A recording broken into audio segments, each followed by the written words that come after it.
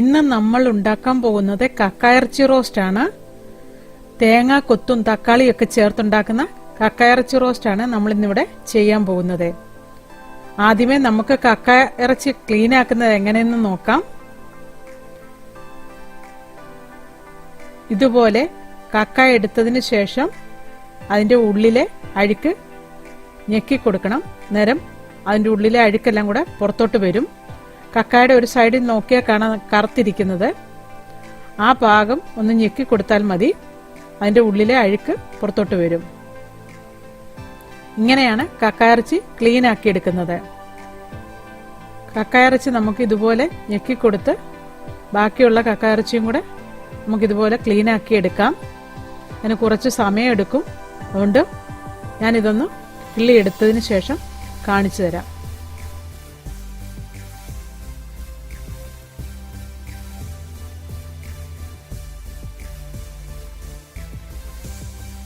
ഞാൻ അങ്ങനെ അതിന്റെ ഉള്ളിലെ അഴുക്കെല്ലാം കളഞ്ഞ് ക്ലീൻ ആക്കി വെച്ചേക്കുന്നതാണ് ഇത്. അതിലേക്ക് നമുക്ക് കുറച്ച് കല്ലുപ്പ് ചേർത്ത് കൊടുക്കാം. കല്ലുപ്പ് ഇട്ടതിന് ശേഷം ഇതുപോലെ നല്ലതായിട്ടൊന്ന് മിക്സ് ചെയ്ത് കൊടുക്കാം. അങ്ങനെ മിക്സ് ചെയ്ത് ഒരു 10 മിനിറ്റ് നമുക്കിതൊന്ന് മാറ്റി വെക്കാം. അതിനുശേഷം ഒരു 8-10 പ്രാവശ്യം നമുക്കിതൊന്ന് വാഷ് ചെയ്തെടുക്കണം. വാഷ് ചെയ്തെടുക്കുമ്പോൾ പാല് നിറത്തിലായിരിക്കും അതിന്റെ വെള്ളം വരുന്നത്. ആ ഉളുമ്പെല്ലാം കളഞ്ഞതിന് ശേഷം നമുക്കിതൊന്ന് ഞെക്കി പിഴിഞ്ഞ് എടുത്തു വെക്കാം. അങ്ങനെ എടുത്തു വെച്ചേക്കുന്നതാണ് ഇത്. അതിലേക്ക് വേണ്ട ബാക്കി ഇൻഗ്രീഡിയൻസ് എന്തെല്ലാമെന്ന് നോക്കാം. ഞാൻ 1 കപ്പ് ചെറിയ ഉള്ളി 2ആയിട്ട് പിളർന്ന് വെച്ചിട്ടുണ്ട്. 10 വെളുത്തുള്ളി നീളത്തിൽ അരിഞ്ഞു വെച്ചിട്ടുണ്ട്. ഒരു വലിയ കഷ്ണം ഇഞ്ചി നീളത്തിൽ അരിഞ്ഞു വെച്ചിട്ടുണ്ട്. 3 പച്ചമുളക് എടുത്തു വെച്ചിട്ടുണ്ട്. കുറച്ച് തേങ്ങാക്കൊത്ത് എടുത്തു വെച്ചിട്ടുണ്ട്. കുറച്ച് കറിവേപ്പില, ഒരു തക്കാളി ചെറുതായിട്ട് അരിഞ്ഞെടുത്തിട്ടുണ്ട്. അതിലേക്ക് വേണ്ട മസാലപ്പൊടികൾ എന്തെല്ലാമെന്ന് നോക്കാം. 1 table spoon Kashmiri chilli, 1 table spoon garam masala, 1 teaspoon മല്ലിപ്പൊടി, 1/2 ടീസ്പൂൺ മഞ്ഞൾപ്പൊടി, 1 ടീസ്പൂൺ പെരിഞ്ജീരകത്തിന്റെ പൊടി. പെരിഞ്ജീരകം മാത്രം പൊടിച്ചെടുത്തേക്കുന്ന പൊടിയാണ് അത്.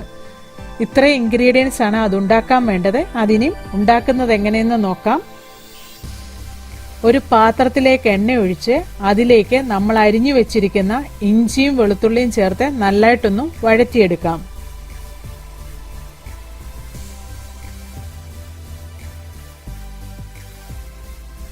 ഇതെല്ലാം നല്ലതായിട്ട് വഴന്നു കഴിയുമ്പോൾ അതിലേക്ക് നമ്മൾ അരിഞ്ഞു വെച്ചിരിക്കുന്ന ചെറിയ ഉള്ളിയും പച്ചമുളകും ചേർത്ത് കൊടുക്കാം. ഇതും ചേർത്ത് നല്ലതായിട്ടൊന്ന് ഇളക്കി യോജിപ്പിക്കാം. ഉള്ളിയൊക്കെ നല്ലതായിട്ട് ഒന്ന് വഴന്നു വരുന്നിടം വരെ നമുക്കിതൊന്ന് വഴറ്റിയെടുക്കാം. അതിലേക്ക് കുറച്ച് ഉപ്പ് ചേർത്ത് കൊടുക്കാം. ഉപ്പ് ചേർത്ത് കൊടുത്താൽ ഉള്ളി പെട്ടെന്ന് വഴന്നു കിട്ടും. അതിനുവേണ്ടിയാണ് ഉപ്പ് ചേർത്ത് കൊടുക്കുന്നത്. ഉപ്പും ചേർത്ത് വീണ്ടും നല്ലതായിട്ടൊന്നുകൂടെ വഴറ്റിയെടുക്കാം.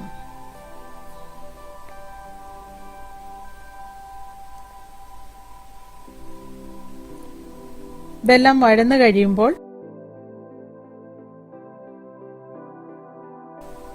നമ്മൾ എടുത്തു വെച്ചിരിക്കുന്ന തേങ്ങാക്കൊത്തും കറിവേപ്പിലയും ചേർത്ത് കൊടുക്കാം. ഇതും ചേർത്ത് വീണ്ടും നല്ലതായിട്ടൊന്നുകൂടെ വഴറ്റിയെടുക്കാം.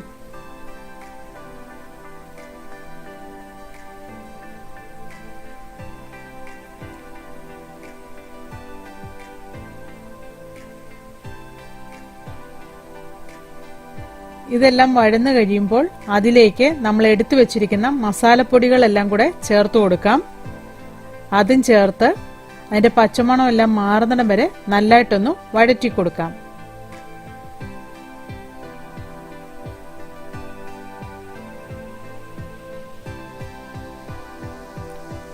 മസാലപ്പൊടിയുടെ എല്ലാം പച്ചമണം മാറുന്നിടം വരെ നമുക്ക് വഴറ്റി കൊടുക്കാം.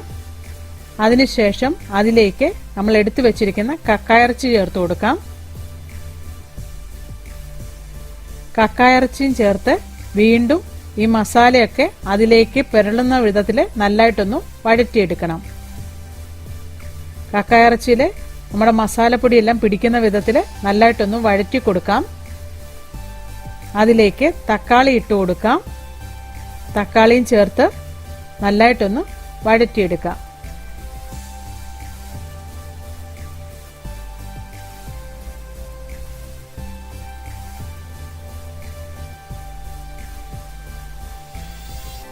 ഇതെല്ലാം നല്ലതായിട്ട് മിക്സ് ചെയ്തതിന് ശേഷം നമുക്കൊരു അരക്കപ്പ് വെള്ളം ഒഴിച്ച് മീഡിയം ഫ്ലെയിമിൽ ഇതൊരു 10 മിനിറ്റ് വേകാനായിട്ട് നമുക്ക് അടച്ചു വെച്ച് വേവിച്ചെടുക്കാം.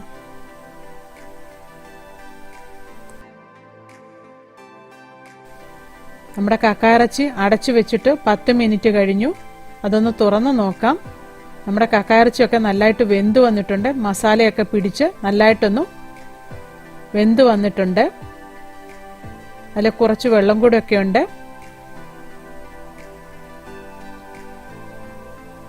അതൊക്കെ ഒന്ന് വറ്റി വരാൻ വേണ്ടി നമുക്ക് വെയിറ്റ് ചെയ്യാം. ഉള്ളി വഴറ്റുമ്പോൾ നമ്മൾ ഉപ്പ് ചേർത്ത് കൊടുത്തതായതുകൊണ്ട് പിന്നീട് ഉപ്പ് ചേർത്തിട്ടില്ല. ഉപ്പ് വേണമെങ്കിൽ മാത്രം ചേർത്ത് കൊടുത്താൽ മതി. ആവശ്യത്തിനുള്ള ഉപ്പ് ഇതിലുണ്ട്, അതുകൊണ്ട് ഞാൻ ചേർത്ത് കൊടുക്കുന്നില്ല. നമ്മുടെ കക്ക ഇറച്ചിയിലെ വെള്ളമൊക്കെ വറ്റി വന്നിട്ടുണ്ട്. അതിലേക്ക് കുറച്ച് എണ്ണ ഒഴിച്ചു കൊടുക്കാം. നമുക്കിതൊന്ന് നല്ലതായിട്ട് ഉലർത്തിയെടുക്കാൻ വേണ്ടി കുറച്ച് എണ്ണയും കൂടെ ചേർത്ത് കൊടുക്കാം. അതും ചേർത്ത് വീണ്ടും നല്ലതായിട്ടൊന്ന് ഇളക്കി യോജിപ്പിച്ചതിന് ശേഷം കുറച്ചൊന്ന് റോസ്റ്റ് ചെയ്തെടുക്കാം. കക്ക ഇറച്ചി ചെയ്യുമ്പോൾ എപ്പോഴും പെരിഞ്ജീരകമാണ് കൂടുതലായി ചേർത്ത് കൊടുക്കേണ്ടത്. അതിൻ്റെ പ്രത്യേകമായ ഒരു ടേസ്റ്റ് ആയിരിക്കും പീര വറ്റിക്കുകയും റോസ്റ്റ് ചെയ്യുകയൊക്കെ ചെയ്യുമ്പോൾ കക്ക ഇറച്ചിക്ക് കിട്ടുന്നത്. അങ്ങനെ പെരിഞ്ജീരകം കൂടുതൽ ചേർത്ത് ഒന്നുണ്ടാക്കി നോക്കണം. നല്ല സ്മെല്ലും ടേസ്റ്റും ആയിരിക്കും കക്ക ഇറച്ചിക്ക്. അതിലേക്ക് കുറച്ച് കറിവേപ്പില ഇട്ട് കൊടുക്കാം. കറിവേപ്പിലയും ചേർത്ത് വീണ്ടും നല്ലതായിട്ടൊന്നുകൂടെ റോസ്റ്റ് ചെയ്തെടുക്കാം.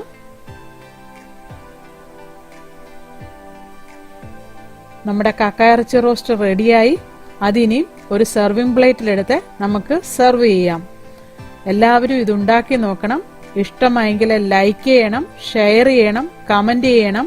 എൻ്റെ ചാനൽ സബ്സ്ക്രൈബ് ചെയ്യാത്തവര് സബ്സ്ക്രൈബ് ചെയ്യണം. Thank you.